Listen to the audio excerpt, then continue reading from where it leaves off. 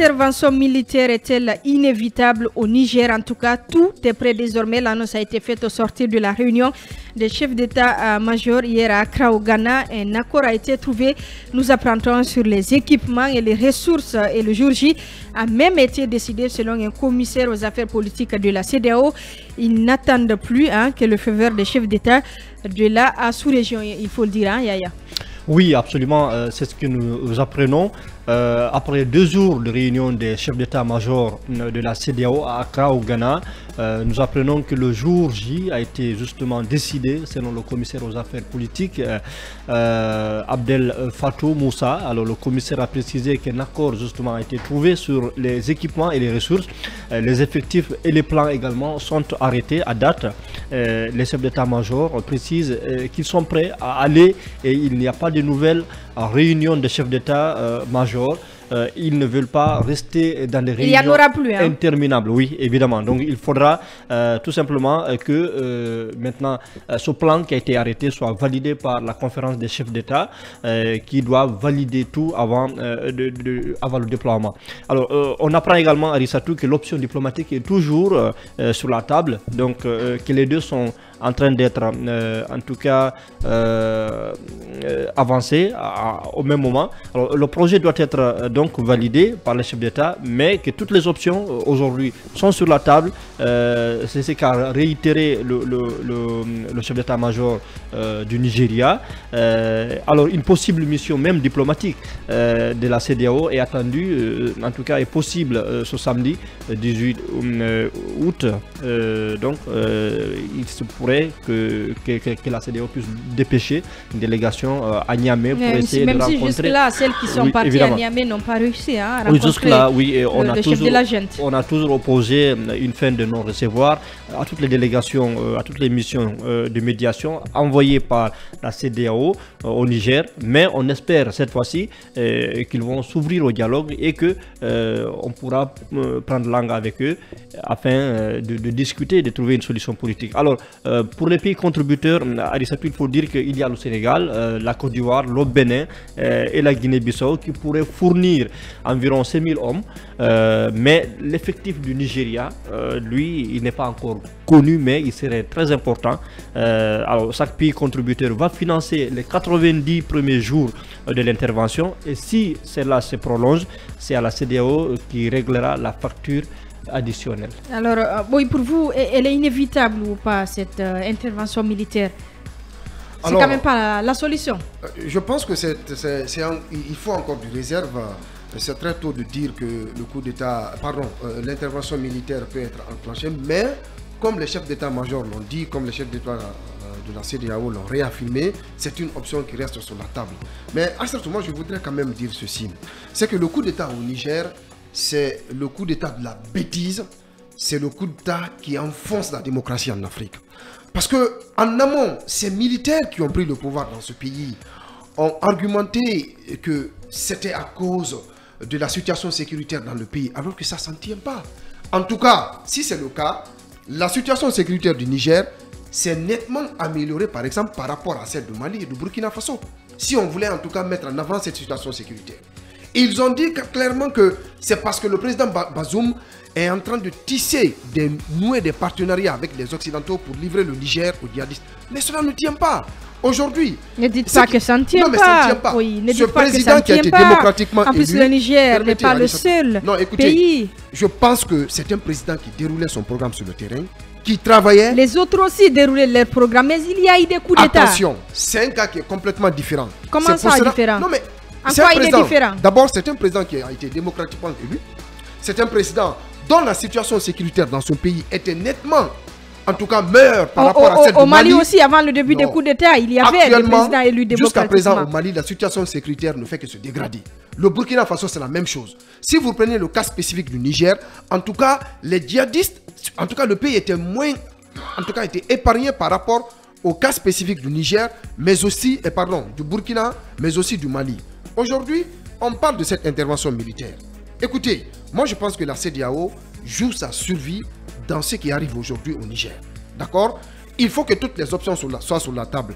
Les chefs d'état-major ont indiqué clairement qu'une date même est prévue, mais ils se sont abstenus à ne pas divulguer cette date, c'est stratégique, on peut le comprendre, mais dire à côté que nous sommes prêts à intervenir et que de l'autre côté, il y a une option diplomatique qui reste, en tout cas de mise, c'est une bonne chose parce que même la CEDEAO ne veut pas privilégier l'option militaire au Niger. Ce qu'on veut, c'est de pouvoir parler avec les putschistes, leur dire, écoutez, c'est le coup d'État de trop, il faut vraiment que nous essayons de parler développement en Afrique au lieu de continuer à faire entorse, n'est-ce pas, à la démocratie. Je rappelle qu'il y a une mission onisienne qui a rencontré hier le Premier ministre, donc les nouveaux hommes forts de ce côté. J'espère, en tout cas, c'est mon point de vue, j'espère que l'option diplomatique va jouer pour le règlement de cette affaire. Mais à défaut, il faut que ces militaires au niveau du Niger comprennent qu'ils ont fait un coup d'État qui, n'est-ce pas, entre guillemets, est dans une emprise de bêtises par rapport à ce qu'ils réclament parce que c'est un mouvement d'humeur. Il n'y avait aucune raison de renverser ce président. Un coup d'État qui a été soutenu par la population. Oui, une population, attention, elle n'a pas été soutenue par la population. On a vu les images. Il faut dire peut-être la masse populaire qui est manipulée par les militaires. C'est la masse populaire qui est manipulée par les militaires, qui est en train de sortir dans la rue pour manifester, qui est en train d'aller dans les stades pour continuer à soutenir cette gente militaire. C'est important de le dire. Mais au fond, d'ailleurs, si on en vient à Bazoum, la stratégie sécuritaire du Niger, elle est mise en œuvre par qui? Mais par l'armée malienne, par l'armée du Niger. Aujourd'hui, cette armée, si elle est incapable de tenir face aux djihadistes, ce n'est pas au moment de Bazoum de porter ce chapeau. Donc, encore une fois, il faut qu'on parle de développement en Afrique. On ne peut pas continuer à regarder ces militaires prendre les armes, venir renverser des régimes démocratiquement élus parce qu'ils ont des intérêts quelque part qui sont menacés. Ça ne peut pas continuer. Et la CEDEAO, encore une fois, joue sa survie. Il est question d'activer cette option militaire, mais encore une fois, faire en sorte que l'option diplomatique soit activée sur le terrain. La mission des Nations Unies est sur place. Une mission de la CEDEAO doit aussi séjourner dans le pays. On espère qu'on va résoudre ce problème par la voie diplomatique, mais à côté, j'insiste, il faut que la CEDEAO soit ferme par rapport à l'option militaire. Nous venons de l'écouter. L'option diplomatique, il faut poursuivre dans ce sens. Mais écoutez, c'est important. C'est très important. Il faut comprendre que le Niger, aujourd'hui, si vous voulez, la communauté internationale et même les pays africains, on est face à un problème, à un dilemme. Mais moi, je pense que les coups d'État, c'est des choses qu'il ne faut pas encourager dans nos pays.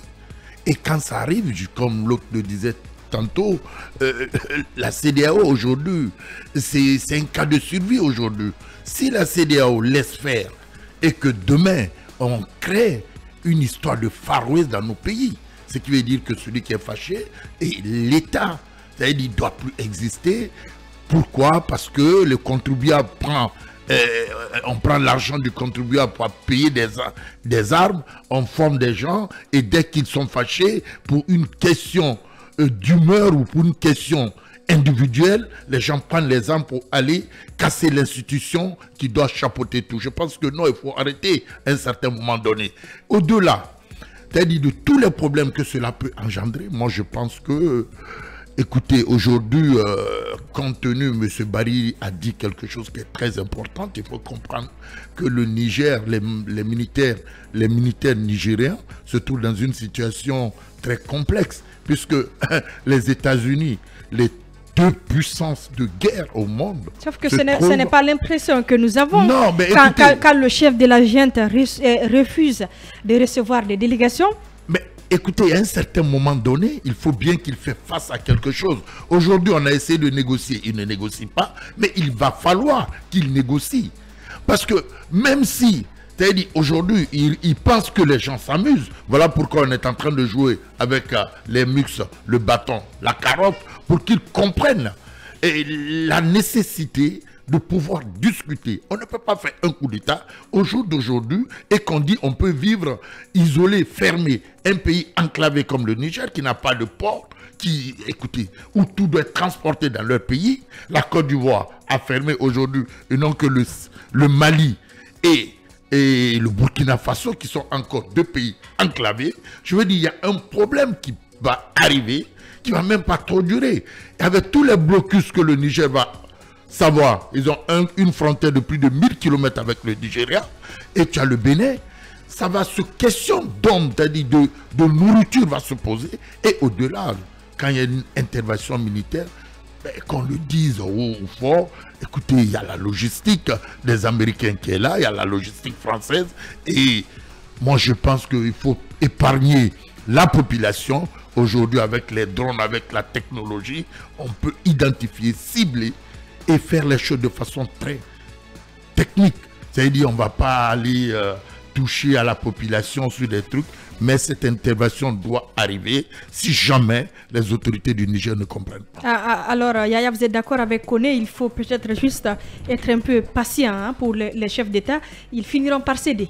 Oui, je pense que au regard de la situation et de son évolution sur le terrain, avec les sanctions économiques déjà qui se font sentir, je pense qu'ils vont se rendre à l'évidence. Ils vont voir la réelle politique. Gouverner, j'aime souvent le dire, c'est quelque chose qui se prépare. Même si il y a des habitudes, malheureusement dans notre pays, qui sont en train d'être ancrées, c'est-à-dire des gens qui étaient destinés à autre chose, c'est-à-dire des militaires notamment, se retrouvent au sommet de l'État. Ce n'est pas leur mission. C'est devenu très facile. C'est devenu une monnaie courante. Très facile. Aujourd'hui, ils vont se rendre à l'évidence que la gestion des affaires d'un pays, d'un État, mais ça se discute, ça se négocie, ça s'apprend. Mais ils seront obligés de négocier avec la communauté internationale, en premier lieu la CEDEAO et l'Union africaine, les Nations Unies, les États-Unis, la France. Donc je pense qu'aujourd'hui, ceux qui craignent en tout cas des conséquences dommageables par rapport à une éventuelle intervention militaire,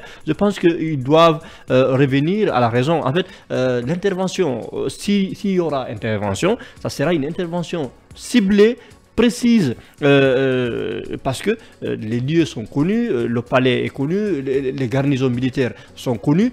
Naturellement, ce sont ces endroits stratégiques qui seront ciblés et il y aura moins de dégâts. Donc il n'y aura pas à s'alarmer. C'est vrai qu'il y aura juste quelques dégâts collatéraux. Même s'il peut y avoir, des conséquences. Après, on a vu ce qui s'est passé à Libye quand même. La Libye ne ressemble plus à rien. Oui, mais c'est un peu différent. Moi, je voudrais qu'on reste optimiste. Moi, je suis optimiste et je pense qu'on y arrivera. Et ça sera quand même une leçon envoyée à tous les militaires qui sont déjà au pouvoir, mais à des éventuels candidats. Parce qu'aujourd'hui, on ne sait pas, après le Niger, ça sera peut-être la Mauritanie, et qui est aussi habituée des coups d'État, ou la Sierra Leone, ou de certains pays. On ne sait jamais. Donc, il faudrait décourager ces candidats éventuels-là à des poursuites dans notre pays. Même si la CEDEAO aurait pu se réveiller bien avant. C'est quand même. C'est réveillé tardif. Mieux vaut tard que jamais. C'est réveillé tardif. Ce n'est jamais trop tard. Ce n'est jamais trop tard. On peut peut-être comprendre les Nigériens quand on pourrait penser qu'il s'agit d'un acharnement. On pourrait penser qu'on est en train de protéger les Occidentaux qui ont des intérêts dans ce pays. Oui, il ne faut pas que protéger les Occidentaux. Je veux dire, dans nos pays, auparavant, la Guinée a été une force d'intervention de la CEDEAO. On connaît un peu l'armée guinéenne qui était une force de l'Ecomoc. Alors, il faut comprendre que CEDEAO, un temps, a été un peu vacillé et démembré. Mais aujourd'hui, avec l'arrivée du Nigeria, et bon, écoutez, il y a des pays guerriers en Afrique qui savent discuter. Et voilà, moi je pense en tout cas, il faut privilégier le dialogue, mais il ne faudrait pas laisser cette question du Nigeria sans être réglée de sans être réglée de façon définitive. Je termine, Arissatou, pour dire que récemment j'ai vu des regroupements au niveau de Thiès au Sénégal, parce que le Sénégal va intervenir. Alors, au-delà de l'expérience du Nigeria, mais aussi, mais il y a le Sénégal, les gens ne savent pas, mais le Sénégal c'est le 6e pays contributeur de troupes au sein des Nations Unies. Et donc, le Sénégal a une diplomatie, mais aussi a une expérience dans ce domaine. Donc, si ces pays-là travaillent ensemble, naturellement, je ne vois pas pourquoi ils ne vont pas aboutir, en tout cas, à trouver une solution juste. Allez-y, Khalil. Je crois que déjà la CEDEAO a raté la démarche dès le début. L'intervention militaire, je ne crois pas, jusqu'à ce que je vois ça sur le terrain. Mais pour le moment, je reste très pessimiste sur la question. Jusqu'à la date de cette intervention, je pense que ce ne sont que des intimidations, des menaces contre l'État nigérien. Et ce que dit Yaya, je trouve que c'est très très grave parce que vous parlez de l'agression contre un État. et vous pensez que les dégâts vont être juste collatéraux, ces dégâts-là ne vont pas toucher la population nigérienne, moi je pense que c'est impossible. Vous êtes face à un État qui dispose de ses forces et vous voulez... Non, c'est un État. C'est un État, même quand... C'est l'agression contre les bandits qui braquent un État.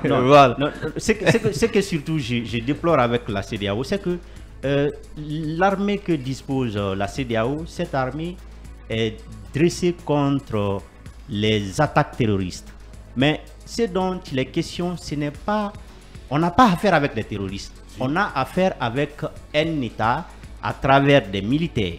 Lincoln, laissez Khalil parler. Oui, mais Khalil calmez-vous, Boy. Laissez Khalil parler, s'il vous plaît. Allez-y, Khalil. Attendez, je n'encourage pas les coups d'État. Mais à vous entendre parler, ce que je n'encourage pas, c'est l'agression contre un État. Ces militaires n'ont pas agressé l'État nigérien? Non, attendez. Oui, laissez-moi aller au bout de ma Vous n'êtes pas là pour poser des questions. Laissez Khalil parler. Vous avez suffisamment de temps pour vous exprimer. Alors laissez-moi aller. Je veux dire que ce que je déplore, c'est que toute une région se dirige contre un État pour une affaire de coup d'État qui est arrivée dans d'autres États qui sont librement laissés à eux-mêmes. Alors si on voudrait s'attaquer au coup d'État, c'est des choses que j'ai déjà rappelées. Moi je suis contre le coup d'État, mais moi je voudrais qu'il y ait de l'objectivité dans la démarche de la CEDEAO. Vous ne comprenez pas pourquoi le Niger? Je ne comprends pas pourquoi le Niger, pourquoi s'attaquer au Niger. Quand on dit coup d'État idiot, mais vous voulez me dire que les autres coups d'État, ce sont des coups d'État intelligents? Moi je dis non. Tous les coups d'État sont idiots. Il y en a eu beaucoup au Mali, hein. Franchement, on ne se retrouve pas. Je dis, tous les coups d'État ne devraient pas être. Si la CEDEAO dispose d'une armée pour condamner les coups d'État, mais les premiers coups d'État ont été faits. Pourquoi la CEDEAO n'est pas intervenue? Pourquoi la CEDEAO n'a pas condamné ces coups d'État? Pourquoi on veut s'attaquer au Niger? Je l'ai dit, ce sont les intérêts aujourd'hui qui sont opposés à l'État nigérien. Et quand les États sont opposés à vous, quand vous avez plus quand les autorités de la CEDEAO ont plus de force que vous n'en avez pas, plus d'intérêt à défendre que vous, voilà ce qui arrive. Donc le Niger aujourd'hui est face à cette situation. Parce que quand vous prenez le Niger, vous l'analysez sur le plan diplomatique, vous allez comprendre que c'est un État isolé, un État orphelin. Et voilà pourquoi aujourd'hui on veut s'attaquer à lui. Sinon, si on voudrait faire condamner le coup d'État, je pense que la Guinée ne devrait pas être épargnée. Pourquoi pas le Mali? Pourquoi pas le Burkina Faso? Je pense bien sûr que si on va dans ce sens-là, c'est-à-dire si on va dans le sens d'une intervention militaire, on ne parlera plus bien sûr d'une intervention, mais on parlera d'une agression. Ce n'est pas une intervention militaire, mais une agression contre un État. Et je vais vous dire une chose. Vous avez aussi affaire avec des militaires qui ne vont pas se laisser faire. Donc, la population est en danger. Ils ont intérêt à accepter la médiation, Khalil, sincèrement. La CEDEAO, ils ne sont pas en position de force. La CEDEAO, je voudrais répondre à une partie de l'intervention de Ali Oubari. Quand, par exemple, on dit qu'on est parti d'abord avec une négociation, mais on n'est pas parti avec la négociation. Les acteurs politiques guinéens aiment dire qu'on ne négocie pas avec quelqu'un avec le couteau à la gorge. C'est-à-dire on a d'abord mis en avant l'intervention militaire contre le Niger. Et puis on les appelle à une négociation. Déjà l'armée, on avait déjà brandi l'armée avant même que la mission de la CEDEAO ne soit au Niger. Non, c'est cela. C'est ce qu'on a fait. Non, je vais terminer. Non, je ne me noie pas, Lincoln. Je vais terminer. Mais il est long, mais il ne comprend pas. Je voudrais dire... Non, mais je ne comprends pas. Je voudrais dire d'abord, on a placé l'intervention militaire au premier plan et après on est venu avec une négociation. On a amené la gente à se braquer. Personne ne me dira qu'avant que la mission ne soit prévue pour l'État nigérien, que l'intervention militaire n'était pas mise en avant. Et vous avez aujourd'hui d'autres organisations internationales qui ne sont pas pour cette intervention militaire. Parce que l'intervention militaire, l'armée a été construite, l'armée sous-régionale a été construite, a été faite contre les terroristes. Ce n'est pas fait contre des États. Donc vous ne pouvez pas vous attaquer aux États.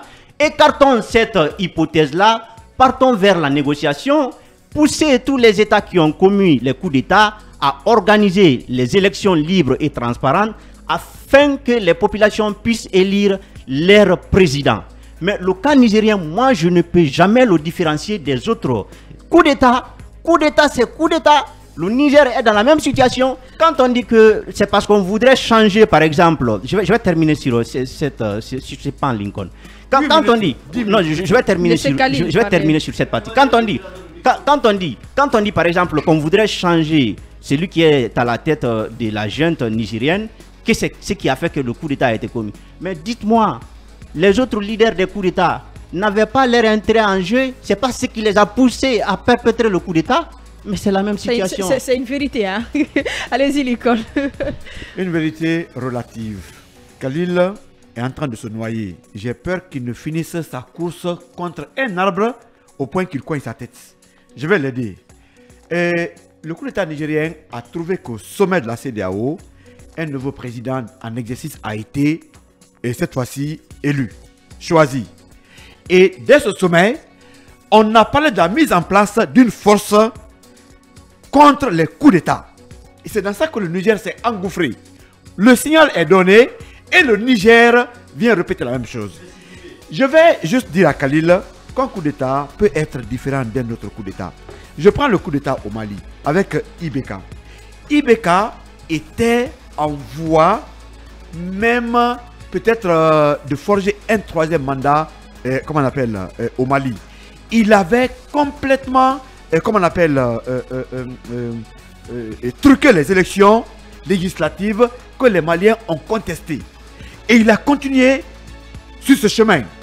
Pratiquement, c'est le peuple malien. Il y a eu des manifestations où on a eu 2 millions, 1 million de Maliens à Bamako, 2 millions dans la rue.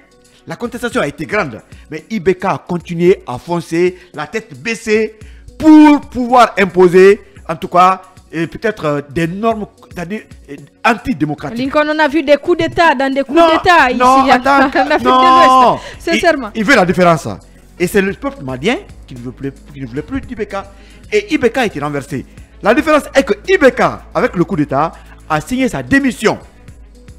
Et le coup était là. Un militaire, les militaires ont laissé un civil. Ce civil a été aussi renversé. Et ce civil a signé sa démission. En Guinée, Alpha n'a pas démissionné encore, c'est vrai. Mais Alpha avait perpétré un coup d'État constitutionnel contre la Guinée, que tout le monde a dénoncé. Mais au Niger, il n'y a pas un coup d'État constitutionnel. A été préparé par son prédécesseur. Laisse-moi terminer. De toute façon, il y a eu une élection. Laisse-moi terminer. Il y a eu une élection. Et celui qui a fait le coup d'État est le chef de la sécurité présidentielle depuis 10 ans. Ce monsieur doit aller à la retraite. Et c'est lui qui s'insurge contre l'insécurité. Le Niger est le pays le plus stable au niveau du Sahel. Quel est l'argument que ce monsieur, patron de la garde présidentielle, peut donner parce qu'il doit aller à la retraite? Deuxièmement, Khalil, ce n'est pas l'attaque contre l'État nigérien, mais c'est une attaque contre les bandits qui ont braqué l'État. Elle sera considérée comme une attaque contre l'État nigérien? Non, c'est des gens qui ont braqué l'État. Ils ont l'arme, ils sont à la présidence. Puisqu'il ne veut pas aller à la retraite, il appelle ses amis présidentiels. Ils viennent braquer le pouvoir pour ne pas aller à la retraite. Mais s'il y a un terroriste aujourd'hui au Niger, ce sont ces militaires qui ont terrorisé l'État, qui ont braqué l'État. N'exagérez pas. Non, pas du tout. Mais c'est la petite population qu'on manipule là, de 30 000 personnes qui viennent remplir un stade, on dit le peuple. Pendant ce temps, on est en train d'empêcher les pro-Bazoum de manifester. Ils ne sont pas du peuple dès les premières heures. Ouais. Récemment, il y a eu un concert au stade du Niger, à Niamey. Un concert qui a pris une partie, comment on appelle, du stade. Mais ce même jour, les pro-Bazoum voulaient manifester, on les a empêchés. Mais Khalil, j'ai toujours dit, Lambaye a plus de 30 000 habitants. Taouya a plus de 50 000 habitants. Si 50 000 habitants viennent dans un stade pour dire que c'est le peuple, le Niger a 27 millions d'habitants. Et tout le Niger ne soutient pas quand même ces militaires. Il y a que Niamey, à travers certaines populations de 10 000, 20 000, 30 personnes qui soutiennent le coup d'État et on va dire que c'est le peuple. Vous avez bien compris, hein? Mais quand même. Vous soutenez l'intervention très... Donc ces braqueurs, ces terroristes d'État, ces braqueurs doivent être attaqués pour libérer l'État. Ce n'est pas une attaque contre le Niger, mais c'est une attaque contre les bandits qui ont braqué l'État. Vous êtes trop extrémiste Voilà. ce Mais matin. c'est ça. Très extrémiste ce matin. Hein? Je pense que ce qui se passe au Niger, c'est à condamner. On ne peut pas continuer à cautionner les coups d'État en Afrique. Sinon, nous allons nous retrouver sous l'emprise des coups d'État et qui vont... On est déjà sous l'emprise des coups d'État. Je pense que le coup d'État au Niger, Khalil parle coup d'État égal à coup d'État. D'accord. Mais par ailleurs, coup d'État n'est pas égal à coup d'État.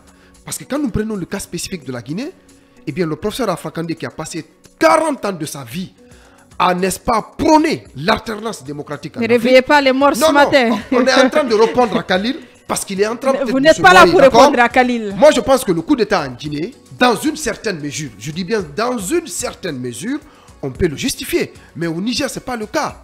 D'accord? Et de l'autre côté, aujourd'hui, le doyen Cohen l'a rappelé, le Niger est confronté à des sanctions économiques qui risquent de plomber le pays et de réveiller un peu la population de son sommeil.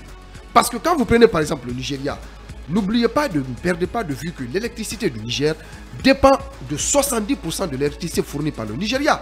Le Nigeria est en train de couper son électricité qui donne justement au Niger. Cela peut, n'est-ce pas, amener la population à se braquer contre ces pochistes. Ça, c'est un premier aspect. L'autre aspect, quand vous prenez les échanges commerciaux, le Niger, c'est un pays qui est enclavé. Ils n'ont pas de port. Ils sont obligés de partir avec le Bénin pour pouvoir recevoir des marchandises ou faire leur trafic commercial. Le Bénin ferme là-bas. Comment la population va se ravitailler en aliments, en produits manufacturiers par exemple. Donc c'est pour vous dire encore une fois, juste les sanctions économiques et financières peuvent vous faire plier cette junte. Mais encore une fois, on ne va pas continuer quand même à assister à cette irruption des militaires au niveau du pouvoir. Finalement, ça va être franchement quelque chose qui va torpiller la démocratie africaine. Et ça, c'est pas bien. On va s'arrêter là pour l'instant. À venir, nous parlerons des négociations entre le gouvernement et le syndicat. Il n'y a toujours pas d'entente, hein, je vous le disais, sur le sort des contractuels. Nous donnerons aussi la parole ce matin au directeur national des services de météorologie. Il est notre invité dans la troisième partie. Encore une fois, bienvenue. Nous revenons juste après la pause.